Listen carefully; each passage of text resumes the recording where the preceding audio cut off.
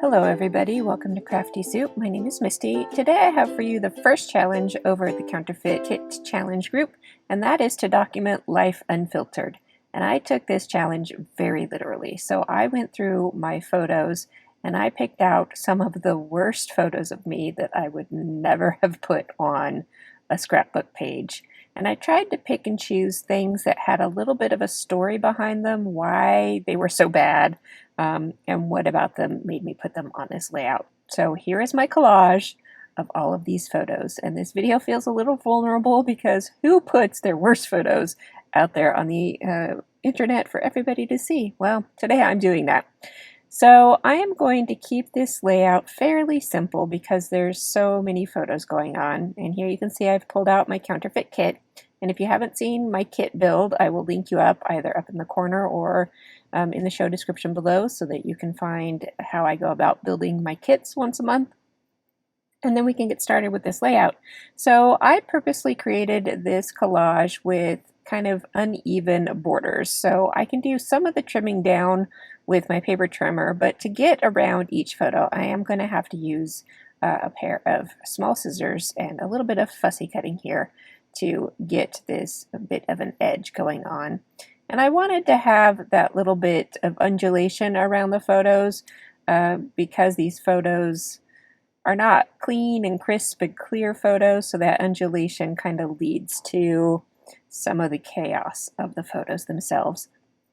And here in the beginning, I'm going to be grabbing products out of my kit that are not going to work at all. And there's a lot of reasons behind why I didn't like using these products here. But you'll see me fuss with them for a little bit until I decide that really that's not what I need to do.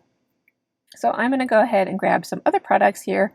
And I liked the contrast of these beautiful bright flowers, but they also have a little bit of chaos to them, which again lends into that part of my story that I'm telling about all of these photos that don't feel so calm and nice. And then I want to layer this up, and this bright yellow that I put in my kit was a very hard choice to put in there because that is not a color I would normally use.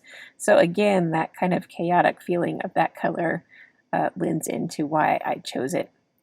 And it also makes a good contrast against these photos, which are pretty uncolorful themselves in general.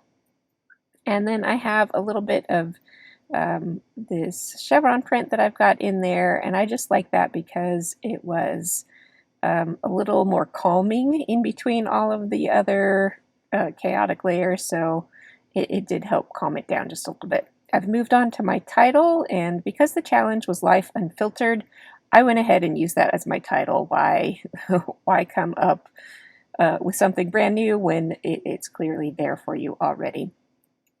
And so I created kind of a big tag-like element to hold my title and the main part of my journaling.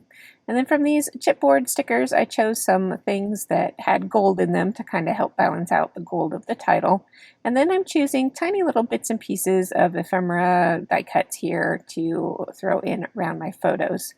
And I really wanted to have a little tag around each photo for the journaling, but my tags were just too big, my photos were too small and too close together. So I ended up just writing straight on my photos. And here you can see most of the photos already have a little bit of journaling on them. But some of them I couldn't figure out how to condense my thoughts and my words to fit down on the photos. And so you'll see me finishing those up as I go. Now, it was pretty interesting to just scribble all over my photos. Again, because these aren't perfect, beautiful, crisp photos, I felt the freedom to just write right on top of them. I didn't have to worry about, it's like, of course I didn't write right across my face, but I could go around my neckline and things like that. And it felt really old school to kind of slap some photos and some words on a page, like way back when in the days when I would keep photo albums that way. So that was kind of an interesting process.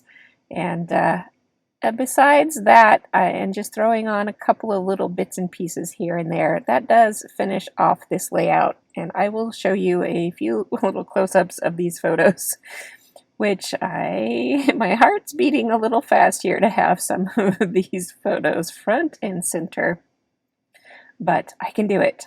We all have these bad photos. So my question for you is, as I throw on a few enamel dots here to finish off this layout, my question for you is, do you keep these bad photos of yourselves in your photo saving system, or do you just get rid of them right away? I was actually kind of surprised at how many of these photos I kept, like this one. Oh my, I look terrible. And I know that was just a poorly timed photo, but it makes me cringe every time I look at it. So do you keep these? Do you just get rid of them right away? What do you do with these photos? Would you ever put them on a scrapbook layout? Leave me a comment below and let me know. I hope you got something interesting out of this video, and if you did, I would appreciate a thumbs up because that does help my channel. And I will be back later this week with 2 more videos for you, so I hope you'll join me then. I'll see you next time.